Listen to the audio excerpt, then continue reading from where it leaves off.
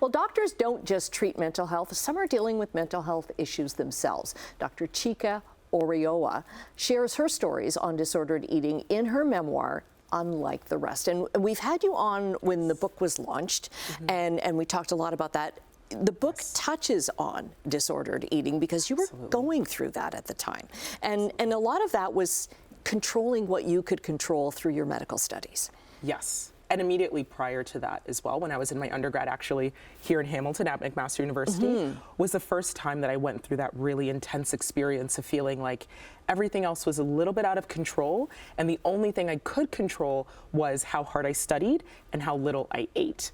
And in my mind, it felt like it was a necessary sacrifice. In order for me to get the grades I needed to get into medical school, I needed to study at length and not eat as much. And then that same cycle reemerged when I was in medical school, and then I thought in order to get the grades I wanted to get, I needed to eat very little. And so it took me a long time to heal that relationship with food.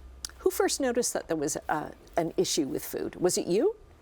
That's an interesting question, because if you ask my mom, she would say that when I was very small, around 4 years old, I did not like to eat anything. I was really, really challenging in that department, and that was kind of a lifelong thing.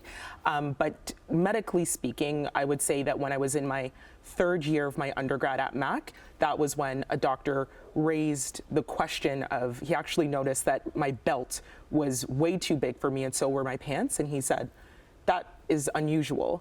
Have you lost a lot of weight recently?" And that's when it really occurred to me that something was up. And you say that you presented kind of differently as to how we think of the stereotypical disordered eating. It is a very thin white woman, and it presents differently in different cultures. It absolutely does, and I think that there's a lot that's overlooked when it comes to Black women and Black girls as well. I mean, especially with a number of different mental health concerns, anxiety, depression, it can look very different. And so I think that there is that underdiagnosis in the community, especially when you aren't that archetype of being extremely thin and very young. And it definitely looks and feels different in different groups, as does the cultural stigma. So I mentioned in the book how it was that in my culture, specifically the Nigerian culture, this idea of not eating food when it's presented to you, it's incredibly unusual, because back home there is that difficulty finding food in certain areas. And so that was a hard conversation for me to have with my mom initially, but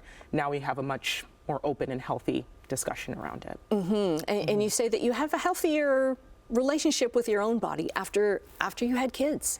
Yes, having children for me was incredibly liberating and healing, because I was able to see the full beauty and capacity and just the magic of what my body could do, and that enabled me to respect it and love it and show it compassion in a way that I felt like I was on that journey before, for sure, but it really concretized that feeling that I had. And so I have so much profound love and respect for who I am and how far I've come and what this healing journey has brought for me. And you said therapy helped you a lot, but the treatment is different for everyone. The therapy is different for everyone. Yes, absolutely. I mean, therapy should definitely be individualized to the person in front of you.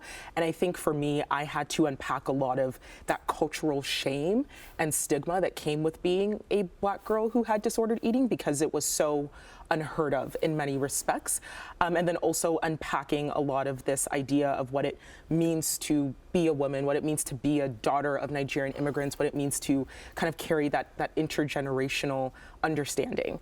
And so there was a lot of healing that needed to transpire, and a lot of it came through therapy. And so I'm incredibly grateful for that. Okay, we're so grateful that you shared your story too. There's so many nuggets in your book, and it's out now. It's doing so well, and you're doing so well. Yes, so Chika, thanks very much for joining us. We'll get all your links to social media, because you've got a great Instagram page as well up on our website at chch.com/morninglive.